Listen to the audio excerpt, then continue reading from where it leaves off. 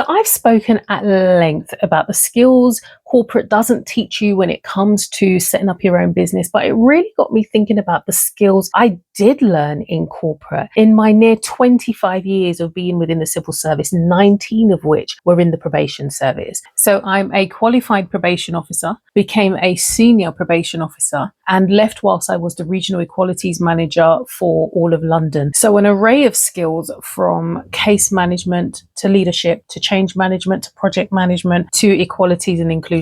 And those skills were valuable in providing a strong foundation so that I could set up my business with confidence. So if you're sitting in a corporate space or public sector and you're wondering whether or not you've got what it takes, then this video is for you, because I'm going to share the skills that helped me in my journey, knowing that you possess many of them and others that will really serve to help you on your entrepreneurial journey. So let's have a chat. So the first skill I developed was really seeing people as individuals. Being within the public sector, it's really easy to see people as numbers or to work within a tick box routine. But being within the probation service really forced me to see people as individuals. Everyone has their own strengths, their own stories, their struggles. And then during the latter stage, I say latter stage, like the last 10 years of my service, I worked within the equalities role. And then I went full time into it in like my last 2 to 3 years. And that really forced me, when you're working within the Equality Act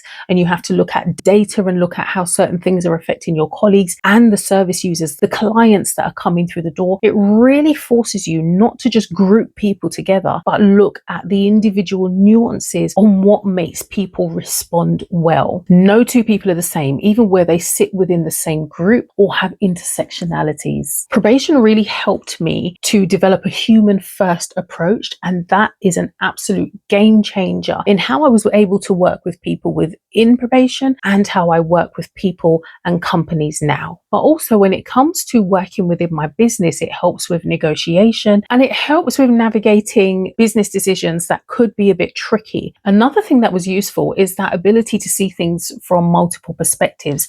Everything will have a different version. When I was in probation, I could hear a version of the story from the service user. There will be a version of the story from the victim. There would be a version of the story from the police. There would be a version of the story from eyewitnesses. One of the examples that I can think of was someone who was due to come out of prison and they were assessed as posing a high risk of harm, not just to the public, but to a named individual. When I read this file and heard what I heard from the handover, I thought, oh my goodness, this is going to be a difficult case. However, when I looked into it and what went into the risk assessment, I realized that there were a few key things that pointed to why this happened, not just that it had happened, but why. And this has really served me going forward and working with my clients. There is always a why behind every decision and every option that we choose. So this person was due to come out of prison. I was able to put a robust risk management plan together and the police were happy with it. When this person came out of prison, their actions backed up their words. There was absolutely no issues when it came to working with this person during their time on probation. And then years later, our paths crossed and I came across this person and they were actually working within a space where they had a trusted position. But it just shows that the way that I worked with this individual to help them get through to the end of their sentence, if I'd done that based on the prejudice of what I was told about that person, it may have gone very differently. And that ability to take all of those different versions and come up with a decision of how you're going to manage this case. On the one hand, when it comes to my clients, I'm able to offer them different options when it comes to the issues that they're facing or paths that they want to go down. And within my business, it's really helped me in being able to look at a problem from multiple angles and to navigate tricky decisions with more clarity. The third thing it's really helped me with is with risk assessment and planning. You can't be a probation officer without understanding risk assessment and without planning for risk and its management. You have to hear all of those conflicting stories, analyze situations, weigh up the risks, and make a decision and implement a management plan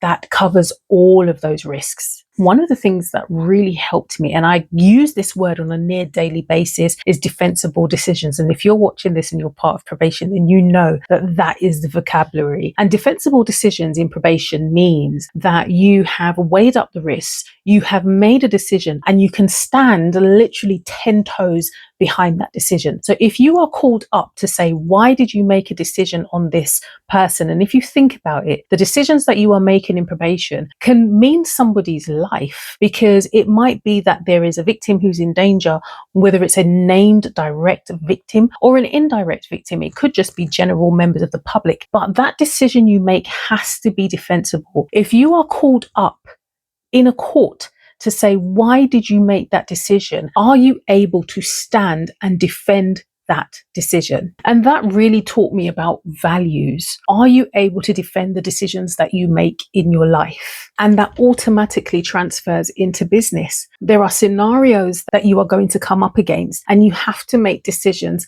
based on those risks.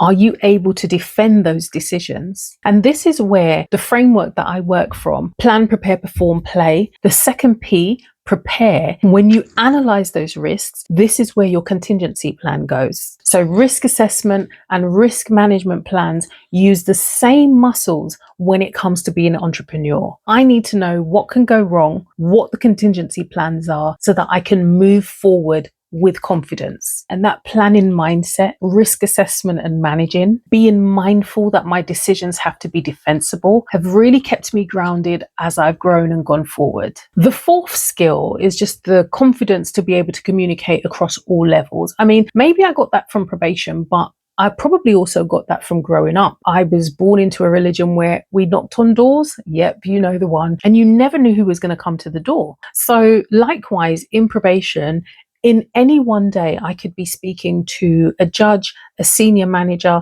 a service user, a lawyer, and there was a need to adapt my communication style based on who I was speaking to, or my written style based on who I was speaking to.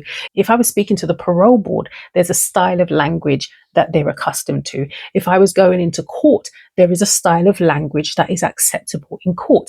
If I'm sitting and speaking with one of my service users or clients within probation, there's no need for the legalese, or where it needs to be used, I would make sure that I explain it so that they are absolutely clear on what's being said and the process that they're going through. This has been priceless in business, because whether I'm pitching to a company, working with other coaching professionals, or collaborating with other creatives, that ability to develop rapport and trust at all levels has been invaluable. Some of the other transferable skills I'd say is resilience. That word gets bandied about a lot. And if you are within the civil servant, sometimes it feels as if your resilience is near breaking point. But that ability to stay calm under pressure and deal with multiple responsibilities at once will help you when you come out and you're in your business. And the last one that I can think of, there's probably more, but documentation and organization. There is a saying within probation that if it wasn't written down, it hasn't happened. And that was drilled into you, that every conversation, every phone call needs to be documented. Now, I mean, you can imagine what the importance behind that is. And when you are working for yourself, you need a system whereby you're not working off scraps of paper and things like that. So being within that system for me has really helped me when it comes to setting up systems and being organized for all parts of my business, not just with my clients, but for the day-to-day running of business, period. So leaving the civil service and going into business on my own was a big leap, but I never gave up my skills. I literally just repurposed them. So if you're sitting there in your demanding career wondering, is this really for me? Could I set up my own business? Think about the skills that you use on a daily basis and let me know below which of those skills you think would be invaluable to you in your business. Until the next video, bye.